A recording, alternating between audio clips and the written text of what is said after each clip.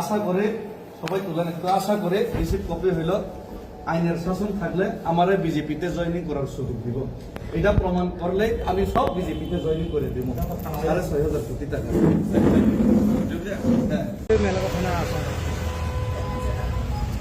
কি আর বলবো, জুমলা মিথ্যা আর মিথ্যা, যেটা সোশ্যাল মিডিয়ার মধ্যে আজকে দেখলাম। ঘুমের থেকে উঠলেই মিথ্যা আর মিথ্যা, রাজ্যের মধ্যে দেশের মধ্যে মিথ্যা মামলা, মিথ্যা কথা, মিথ্যা প্রচার। আজকে দেখলাম মাননীয় মুখ্যমন্ত্রী বলছেন সোশ্যাল মিডিয়ার মাধ্যমে, আমি দেখলাম মিথ্যা ঠকানো এর নাকি উনি প্রিন্সিপাল ইউনিভার্সিটি খুলবেন। ওইটার মধ্যে দেখলাম কেউ মিস কল দিল চাকরি, কেউ 10,323 को नौकरी मिलेगा ही मिलेगा, घुमा घुमा के सालाना चालाना, কেউ এই বলছে, কেউ বলছে 50,000 চাকরি। তো এই করতে করতে কিছুদিন আগে আমি ত্রিপুরার মধ্যে যে অন্যায় হচ্ছে সংখ্যালঘুদের বিরুদ্ধে ত্রিপুরা একট বাস্তবায়ন হচ্ছে না, এর বিরুদ্ধে আমি দিল্লিতে পেদল যাত্রা করলাম।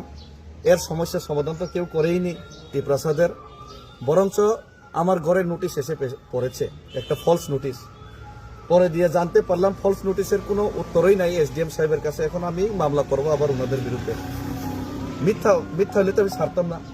কয়েকদিন পরে দেখলাম ঠিক আছে, এখানে বস্ত্র বিতরণ করে সেরা ত্রিপুরা জনগণদের একটা ভুলভাল বোঝানোর একটা জনসভা হবে, বস্ত্র বিতরণ বলবো না, জনসভা। তো এখানে দেখতে পেলাম বস্ত্র বিতরণ করিয়ে ওইখানে ত্রিপুরা একট দেওয়া হবে না বললেন মাননীয় মুখ্যমন্ত্রী। ত্রিপুরাসাদের বিরুদ্ধে আমি আছি উনি বক্তৃতাতে বললেন।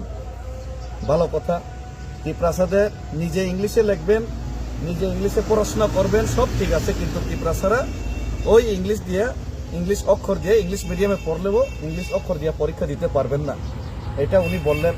কিছুদিন পরে মাধ্যমিক 12 হবে, দেখবেন ত্রিপুরাসাদের অবস্থা। এরই মধ্যে ঠিক আছে, সবকিছু ঠিক আছে, এরই মধ্যে রেবতী বাবু অতি উৎসাহে আমাকে গালিগালাজ করতে গিয়ে ওনারা বিভিন্ন অঙ্গভঙ্গি করে প্রায় আমাকে গালিগালাজ করেন, কিন্তু আমি প্রায় 2-3 মাস সহ্য করলাম। কিন্তু এখন সহ্য সীমারেখার বাইরে চলে গেল, লক্ষ্মণ রেখা পার হয়ে গেল। উনি বললেন আমি নাকি দিল্লিতে আন্দোলন করে এসে জনগণের টাকা দিয়ে আমি বাড়িতে এসে একটা নতুন গাড়ি ক্রয় করলাম। কিন্তু আমি জানি এই দিল্লি থেকে আমি আসার পর এই গত 6 মাসে আমি না, আমার মা না, আমার বাবা না, আমার ওয়াইফ না, আমার 14 গোষ্ঠীতেও কেউ নতুন গাড়ি কিনছে না। কিন্তু তাই না কইলেন আমি নতুন গাড়ি কিনছি। তো এটা কোনান থেকে সোর্স পাইলেন, কোনান থেকে উনি এই বক্তব্যটা দিলেন? এটা তো একজন মাননীয় এমপি, প্রাক্তন এমপি হইয়া, এত বড় নেতা হয়ে উনি এটা প্রমাণ করুক। প্রমাণ না করলে আর সারাসারি নাই। আমি তো ওনার বাড়িতে যাবো কিছুদিন পরে। আবার উনি আরো কইলেন আমি নাকি রাবার বাগান কিনছি। রাবার বাগানও আমার 14 গোষ্ঠীতেও কিনছে না এই 6 মাসে। তো এটা উনি প্রমাণ করুক পুরানে কিনছি। তারপরে উনি কইলেন খুব হাস্যকর ব্যাপার, আমি ভারতবর্ষের বাইরে কোনোদিন বিদেশ ভ্রমণ করছেও না, একদিন খালি ভুটান গেছিলাম, এটা তো পাসপোর্ট লাগে না, এটা ওই 4-5 বছর আগে। উনি কইলেন আমি নাকি বিদেশে ভ্রমণ করছি, আমার তো পাসপোর্টও নেই, আমি কেমন বিদেশে ভ্রমণ করব? তো এইসব মিথ্যা উনি যে প্রচার করছেন, এইটা ভিডিওর মাধ্যমে, সোশ্যাল মিডিয়ার মাধ্যমে যে প্রচার হইল, এটা তো আমার মানহানি হইল, এটা তো আমি সহ্য করতে পারলাম না। এই লেগেই আমি ওনার বিপক্ষে এই মানহানি মামলা করতে আজকে বাধ্য হলাম। উনি এটা কোর্টের মধ্যে জবাব দিক যে আমি কোনানে গাড়ি নতুন কিনলাম, কোনানে আমি রাবার বাগান কিনলাম, কোনানে আমি বিদেশ ভ্রমণ করলাম আমি বিনা পাসপোর্টে, এটা উনি প্রমাণ করুক। আর একটা কথা, কোনো সারাসারি নাই, এফআইআর করলেও ওনাদের বাড়িতে আমি যাব। আমি জানি মুখ্যমন্ত্রী মানিক সাহার কোয়ার্টারের সামনেই জিষ্ণু দেববর্মা মাননীয় প্রাক্তন ডেপুটি সিএম, এখন বর্তমান রাজ্যপাল, উনি যে কোয়ার্টারে থাকতেন, এখানে প্রাক্তন সাংসদ, এখন উনি এখানে থাকেন। আমি 1 সপ্তাহ বা 10 দিন সময় চাইলাম, ওনাদেরকেও সময় দিলাম, ওনারা ক্লিয়ার করুক, নতুবা আমি ওনাদের বাড়িতে যাইতে বাধ্য হমো, যে জিগাইতে মিডিয়া টিডিয়া লয়ে আমি যাবো। এবং শুধু এটা না, ওনাদেরকে আমি একটা অফার দিলাম, হুমকিও দিচ্ছি না, অফার দিলাম, আমি বিজেপিতে জয়েনিং করালাম। উনি যদি প্রমাণ করতে পারেন আমি নতুন গাড়ি কিনছি, দিল্লির থেকে আয়া রাবার বাগান কিনছি, আমি বিদেশে ভ্রমণ করছি, তাহলে আমি বিজেপিতে জয়েনিং করুন, সবাই লই আমি কম সবাই বিজেপিতে চলো। আরো একটা জিনিস, মুখ্যমন্ত্রী মানিক সাহা মহোদয় ওই এখানে ভাষণ দিলেন, গতকালকেও ভাষণ দিলেন, প্রায় ভাষণ দিলেন।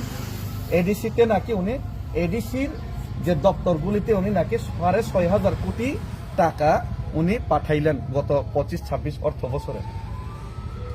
তো আমরা হতবাক, 6,500 কোটি টাকা এডিসির মধ্যে এত কাজ নাই, পয়সা নাই। পরে দিয়ে আমি এডিসির মাননীয় কার্যনির্বাহী সদস্য সিএম পূর্ণচন্দ্র জমাতিয়াকে আজকেও কল করলাম, ওই কত টাকা রিসিভ হয়েছে জিজ্ঞাসলাম। উনি কইলেন মাত্র 670 কোটি টাকা না কত রিসিভ হইল এই বছরে। তো কাগজ দিতে পারবেন নি জিজ্ঞাসলাম, উনি কইলেন কাগজ দিয়ে দিব কত টাকা রিসিভ হয়েছে। তো উনি তো রেডি আছে, 650 কোটি টাকা যেটা এডিসিতে রিসিভ হয়েছে ওই কাগজ কালকে দিয়ে দিব, ওই কাগজটা আমি নিমু। তো মানিক সাহা মাননীয় মুখ্যমন্ত্রী মহোদয় 6,500 কোটি টাকা যদি এডিসিকে দিয়া থাকে, উনিও কাগজ দিক। কয়েকদিন আগে বিধানসভাতে মাননীয় বিধায়ক রঞ্জিত দেববর্মা প্রশ্ন তোলার চেষ্টা করলেন, কিন্তু উত্তর দিতে পারলেন না, প্রশ্নও অ্যাকসেপ্ট করা হলো না। গভর্নর হাউসে গেলেন, 6,500 কোটি টাকার হদিস নাই। মিস কলের যেমন হদিস নাই, গোমূত্র পান করার পরে যেমন আর কিছু হদিস নাই, ঠিক সেইভাবে মিস কল দেওয়ার পর এই সালানা ঘুমা के चालाना बीजेपी में वोट नहीं देना ऐसा बोलने के बाद ওই 6,500 কোটি টাকার এখন হদিস নাই। তা আমি তো চাই বিজেপিতে আমরা করতাম, আমি বিজেপিতে যোগদান করুম মুখ্যমন্ত্রীজি, আমি উৎসাহিত আছি। 6,500 কোটি টাকা যদি আপনারা দিয়া থাকেন, আমি যদি গাড়ি কিনিয়া থাকি, আমি আপনারা যদি আসতে লজ্জাবোধ পান আমার বাড়িতে, আমার ইশারায় যদি আসতে লজ্জাবোধ পান, আমি যাবো আপনার বাড়িতে কোয়ার্টারের সামনে। আপনারা যদি অ্যাপয়েন্টমেন্ট না দেন, আপনার বাড়ির সামনে কোয়ার্টারের সামনে দরকার লইলে আমি চা খাইছে একদিন দাঁড়াবো। আপনারা এসে আমার কাগজটা দেখান, আমরা বিজেপিতে জয়েনিং করে নেবো। আমরা সবাই বিজেপিতে জয়েনিং করতে ইচ্ছুক, কিন্তু 6,500 কোটি টাকার ওই কাগজটা দেখান, আমি কোনানে গাড়ি কিনলাম এটা দেখান, তাইলে আমরা বিজেপি জয়েনিং করে নেবো। অফার দিলাম ওনারা, এটাই। আমরা সবাই রেডি আছি, সবাই রেডি আছে, আমরা সবাই রেডি।